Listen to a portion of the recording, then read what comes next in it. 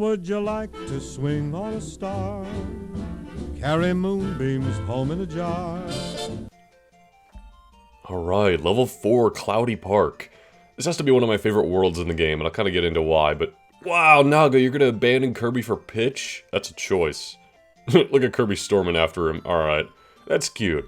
But yeah, this is kind of our sky-themed world of the game. Most every Kirby game has some sky-themed world, you know. Oh, I forgot how close I am to death. It's been a minute, okay? Most every part I've had to stop in between recordings and just watch how to 100% the game and everything, because I've never done that before, you know? Well, okay, I kinda have done it now, because I did, like, record this and then lose the footage, but that's a story for another day. Ugh. Anyway, this level, we have a flower on the world select screen. We've had that before. You know, a lot of the levels kind of follow the same basic structure throughout the worlds, and I kind of like that. Hey, Rick. What do you do with the cleaning again, Rick? You do this? I mean, that's, I guess, slightly better than Kirby's attack, but still not great. Either way, we do need the cleaning ability in this level. We don't need Rick, though. I'm just gonna power through this with him. He's not great. But yeah, this level we have a flower we need to appease. Nago, you're a lot better. I'll take you 100%. Whee! Oh, this is fun. But yeah, the flower here, it's kind of a bit of trial and error, but the flowers in this level are like dusty and ashy or whatnot, so we need to clean them with the cleaning ability. We also need to have a specific cleaning ability that won't then trample the flowers, so I don't think Nago's is going to work too well. Pitch, you shoot water with the cleaning ability, you're not going to work either. I'm almost certain, though, that we can manage to get the owl in this level. I will 100% take that health. It looks like we got an auto-scroller coming up here. Go, go, go, Nago. I got a bit of an Indiana Jones kind of sequence here. We got a boulder chasing us. Isn't this happened before? I don't know. So there's like a weird-ass looking Kirby there. I'm at a loss for how to describe that thing. Choo-choo. The broom is nice, but I'm almost certain we get the owl at some point here, and the owl is what we want, for sure. Just in general in this world, I mean, this is the cloud-themed world of the game, so of course an owl that can fly is going to be very useful. The triple jump with Nago is nice too. But yeah, we got the fish here, and I'll be taking the owl. And we're going to have the owl for pretty much most of this world. Now the owl with the cleaning ability is like this ability we've seen before. Not that great, and also it's not ideal for this area here where we're very boxed in and we need to carefully escape all these boulders. But don't worry, the owl overall will come in handy throughout this world, trust me. Oh, what the hell? It's rolling this way. That doesn't make sense. There's a slope right here, but sure. Let's just let that go by. And, oh god. Go down, Kirby. I don't think the owl fits down here, but that's okay. He's completely immune to damage as soon as we get off of him.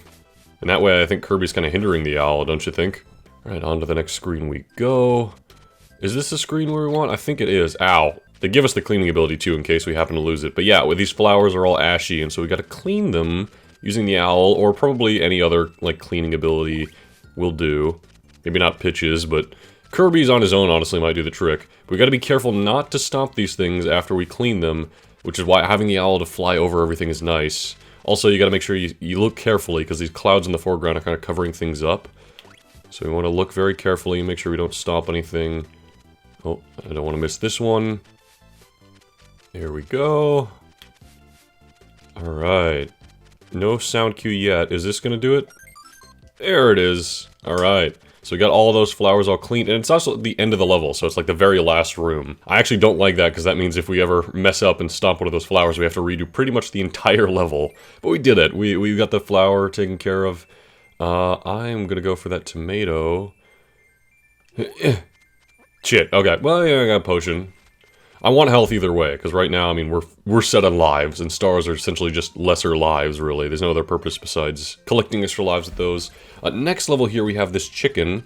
This is one where we also need a specific ability. I'm going to get rid of the clean ability for now, though. And I guess I'll take Tornado with the owl. Tornado with the owl is pretty good. Although we'll need the spike ability a little later on. You know, I gotta say, I enjoy this world. I think it's a little too easy once you get the owl, though, especially with abilities like Thunder here, which just electrocutes everything beneath us, like zap! Zap! I mean, it's satisfying, but it's also super easy. I guess it is a Kirby game. Kirby games aren't meant to be too challenging, really. Especially one like this, which just has a beautiful, beautiful art style that anyone can appreciate at any age. So hey, you know, if this is your first Kirby game, not a bad start. If this is one of your first video game experiences, say you're like a young kid, Also not a bad start. I don't think it's, like, mind-blowing. I wouldn't compare this to, say, Super Mario World or Donkey Kong Country 2, which are on the same system.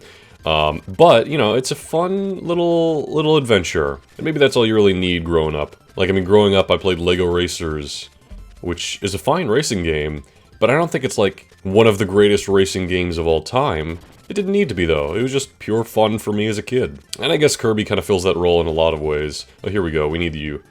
Oh, no. Come on. There we go. So with the owl, the spike ability here is like this downward plunge. Not great with the owl. It's essentially just a worse version of the thunder, really. Yeah, I mean, at the very least, the hitbox stays around, so it's a safe descent.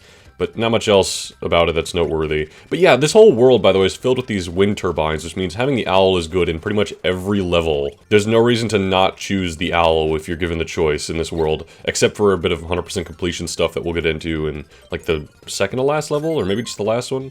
Anyway, yeah.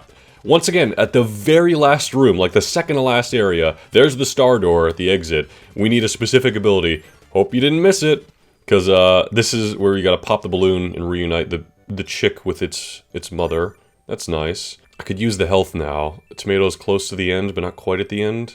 Hey, nailed it. I'm pretty good at this whole bonus game here. I like it. Alright, next level we have this little colorful character. This is gonna be our minigame level. I'm gonna get rid of the spike ability. It's not all that good. I will take the fire ability, though. That is very good with the owl, where we burn on through everything. Boom! Oh, that's satisfying. I do find that a lot of this world in particular seems very samey throughout. Like, pretty much every one of these levels is like a big screen with a bunch of enemies. There's not many puzzles or much anything going on besides that. I mean, I guess a big room with a bunch of enemies could describe most any Kirby game in a way. But this world, and kind of this game in particular, can be definitely kind of, summarized as your basic Kirby experience. Nothing much crazy going on. It's not like, you know, there's no Meta Knight here, which... Actually, I completely forgot about when I last played this. I failed to mention that, like, in the Dreamland intro and all that stuff, there's just no Meta Knight. He's not here, I guess. Maybe he feels bad about what he did in Superstar? I don't know. I guess the game just feels a little less experimental than before. And okay, here we go. Minigame time. We gotta count the Gordos. There's 3 red, 5 blue, 3 yellow. And we gotta count a specific color.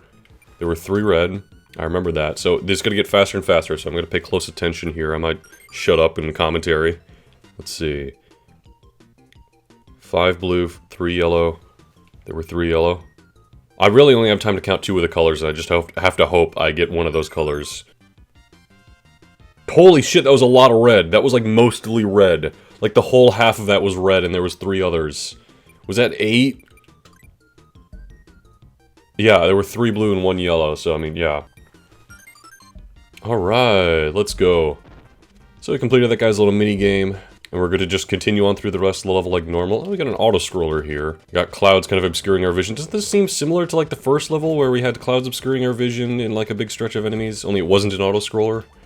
Like I said, this whole world is just kind of a bunch of enemy gauntlets in a row, and having the owl makes it kind of a joke. The owl is indestructible. Alright, yeah, you know, not much for me to say there as I just meteor through all the enemies, but hey, we did the minigame successfully, so we're halfway through World 4. I guess now I'll go for an extra life since I'm practically full on health. Shit, alright, never mind. I remember last level I was saying I was so good at that minigame. Also, is that a giant strawberry over there? I don't know. Well, we're going into a tornado with this level, and we've got some sort of, like, vegetable guy. This is a level that requires us to have the owl in order to complete its quest. Which, I mean, yeah, we want to have the owl anyway. Look at it just fly past the whole level design here. It's a joke. I like the music playing here. This is Gourmet Race. And here they would give us either Choo Choo or the owl, but we already have the owl, so we're good to go. But yeah, look at this. All these wind turbines that we can now fly against in case we want to go back and get, say, potions or whatever. There's, like, no reason to not pick the owl in this stage. I don't get it. You do it for 100%. He's necessary for that. It's good to have it just in general in the level. Oh, I wanted thunder. Hold on, maybe I can respawn the guy. Yeah, come back. Yeah.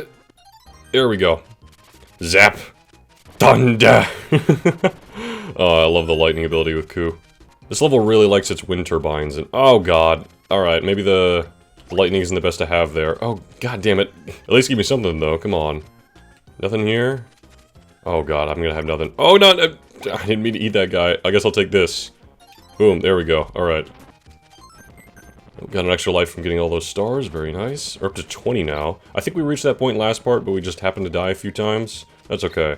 Oh god.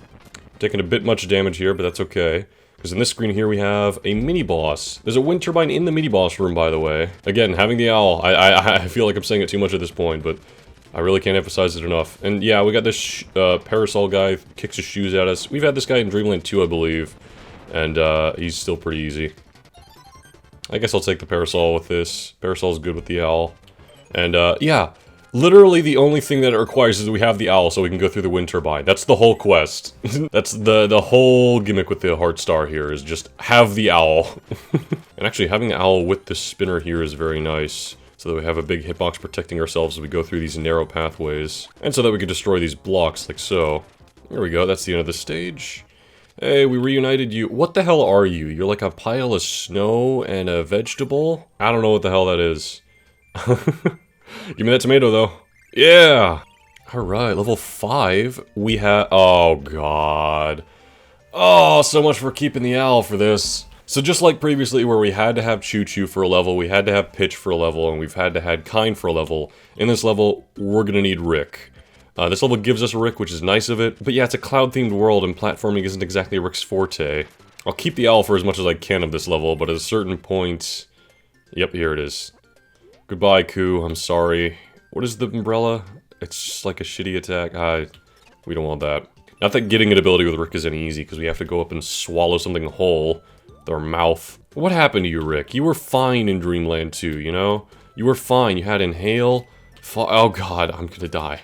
You were fine, you know, you couldn't fly like Kirby, but you didn't really need to because the level design didn't really call for that sort of thing. But I mean, now look at this, we gotta do those tense platforming. Oh god! Ugh. Not to mention with so many other animal buddies in this game, Rick just kind of becomes obsolete. There is one ability of his that I completely forgot about until I last saw this game in action, which is he can do a Mega Man X-style wall jump. Look at this, you hug the wall and you can jump up it. I mean, that's kind of neat, but it's so situational. It's used here, and, like, that's about it. Oh, careful, careful. There we go. And we gotta use it here to get up. And it's a little awkward to use, because I want to immediately hug the wall so that we don't, like, bounce off of it like this. Because if I don't hold left right now and I just hit jump, we kind of fly a little off of the wall, and then I can't continue our little rhythm. But then I immediately want to hit the opposite direction so I can go to the other wall. It's kind of challenging. We gotta do this, Rick. There we go. Just gotta focus. So of course the goal is taking Rick to the end of this level, and the wall jump is your best friend for that sort of thing. But sometimes we need to keep an eye out on Bronto Burts we need to jump on. Like here, for example. Oh god, there's a guy in the wall. Of course they had enemies to go on the wall, right? As we need to use our wall jump ability. I suppose I could be playing it a little safer. Oh god, we're fine. Ow, I'm going to run out of health by the end of this stage. Oh god. Oh, that's fine, whatever. We made it to the end with like barely any health to show. Rick, here's your girlfriend or your sister or both. I don't know, I'm not gonna question it. Goodbye. Alright, time to get that tomato. Yeah! Okay, I needed that. I really needed that. One more level left in World 4 here. I believe this one we... Yeah, we don't need any specific animal buddy. We're free to do whatever we want. Check it out, we got these enemies painted into the wall. Isn't that kind of a neat style? I like how we can tell the difference between these enemies and the real ones just off of how they look. That really goes to show how important an art style is in a video game. Looking at you, Marvel vs. Capcom Infinite, and whatever your art style was. By the way, this guy 100% reminds me of the Magic Koopas in Super Mario World, how you have to kind of goad them into attacking you to create an entranceway. Also, it kind of reminds me of actually Bowser's fight in Mario 3, where he had to ground pound the blocks. I guess they seem more like a Mario enemy than anything to me. I don't know. Alright, so we can clearly see there's some animal buddies in there. I want to get Nago, I like Nago. Which means we're going to have to open up this one here. Come on, mister, over here. There we go. Now the one downside to picking any animal buddy in this level, which I guess we really don't have to, is that they're big, and so getting them to fit through these areas means we have to have 2 of these blocks destroyed. I'm gonna need you to do that again, my friend. Thank you. Kind of standing in between the blocks like that is good to get them to destroy 2 at once. That's always a good strategy. But there we go, we made it through with Nago. The character on the level select here was like this weirdly shapen guy, and it's very similar to one we had previously. It's kind of like the 2 instances in the game it happens, which is kind of bizarre. But, you know, it is what it is. Can I get an ability here? I'm having to, like, inhale everything. Maybe not. But yeah, we go in this room, and then there's this guy. He looks like an upside-down grail of sorts, like a wine glass. But it's important to note that he is upside down, because instead of just copying the same pattern like we did last time, the same shape, you know, we're doing the kind of inverse of that guy. So we gotta go into a very similar room at the opposite end of this area. This door right here. And we gotta do the shape, and we want to do the glass the right side up, which means it's gonna be difficult with a cat, so we're gonna just get off and use Kirby. There we go. I guess the bottom was a little thinner, perhaps. Yep, there's the sound cue, we got it. Very nice. Alright, so with that, we've completed the last heart star we need to do in World 4, and at this point we're just kind of rushing to the end of the stage. Oh god, this is not an easy area to do with the cat. I really wish I had an ability of any kind here. There we go. There's some spike guys down there I can't quite reach.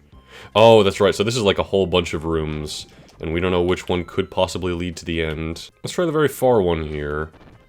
And go on through. This one's just a star. Okay. It's amazing how these blocks get rebuilt as soon as we exit and re-enter the door. But I'm gonna need you to destroy this one here, I believe. The second to last door. There we go. Always good to go for the second to last, right? Oh, here we go. Finally, some abilities. We need to get off the cat for that one. This last part of the stage, they just kind of shower you with gifts. Like, every one of these guys gives us an ability that we can immediately use to get, like, an extra life, or a health item, or stars. I don't know what's the point of this place, aside from just being a big health refill. I mean, you know what, it makes sense. The boss of the world is coming up here. And hey, I will 100% take Fire with the Cat. Fire with the Cat is very good. Here we go, nicely done. And now we just gotta go down here. Come on, you wizard guy. It kinda looks like the enemies that gave us the mirror ability in Superstar. It's kind of a shame that that ability isn't back. Oh, by the way, the paintings are alive now and trying to kill us. Yeah. Don't let them get away with that. Oh, come on. There we go. Get the fire back, though. Oh, that worked out alright. I just wanted to get this potion, but sure. Oh, watch out for the painting people there. Go, go, go! Okay, there's more coming to life. I'm just gonna get out of there. Hey, I did your little quest. You're standing up right side, the right side up now. And with that, we're done with all of the levels in World 4. Let's go for that, I guess. That was a mistake. We're into the boss now, Adeline. She is a new character for Dreamland 3, but she would become kind of a staple. And this is very reminiscent of a boss in Kirby's Adventure, where there was that guy on roller skates, like, painting the enemies for us to fight. Only this time we're just fighting the enemies more directly. Because she's gonna paint this creature here and then send it after us. Which, by the way, I love the art style on that enemy, how you can tell it's drawn and how it's kind of, like, animated. You can fight all the bosses, of course, without a copy ability. They do shoot things at you eventually. Oh god, I want the copy ability, though. The fire is really nice. There we go. Adeline's pissed at us. Next up, she's gonna send this anglerfish. I think this is a returning boss as well. Like, the ice guy was definitely from Dreamland 2. I don't know why she puts, like, an anglerfish on land. That seems kind of fucked up. But yeah, this guy just shoots sparks at us, which are very easy to avoid, given we have a triple jump. There we go. Come on. Almost got him. Ow. Oh god. Okay. She's getting more pissed, and she's gonna send next, the classic Kirby boss, the Sun and the Moon. Just like before, we kind of have to rely on the other one's projectiles to kill one at a time, assuming we're relying on their projectiles at all. Like, there we would use the sun's thing to shoot at the moon. But in this case, I'm just gonna burn the moon. There we go. And now we're somehow gonna burn the sun. Oh, there we go. The pillar reached. Ow! Oh god! Run, doggo. Alright, I'm a little low in health, and next up we have the classic Kirby boss yet again, Kracko. Kracko, what happened, man? This is the cloud-themed world. You used to be the boss of the clouds. Now you're just reduced to a painting as a part of, like, a mini-boss in someone else's fight? What the hell? He's doing more lightning attacks. Watch out for that lightning. There we go. We got him. So now Adeline's really pissed. She's coming after us herself with a paintbrush. Alright, Nago, just go ahead and... yeah. I love how she, like, rolls off stage. We didn't kill her, though, did we? That'd be fucked up if we just killed a kid who was possessed. I'd feel bad about that. I mean, we got all the heart stars, so we're purging dark matter of his influence of the cloudy park here. I hope Adeline's okay, though. That'd be, like, messed up. Anyway, yeah, the dancing sequence. We made it through. I'm going to die as soon as I get to the next part. But it's time for the next world of the game, the final real world. Because, of course, it is a star. There are 5 points. We got level 5.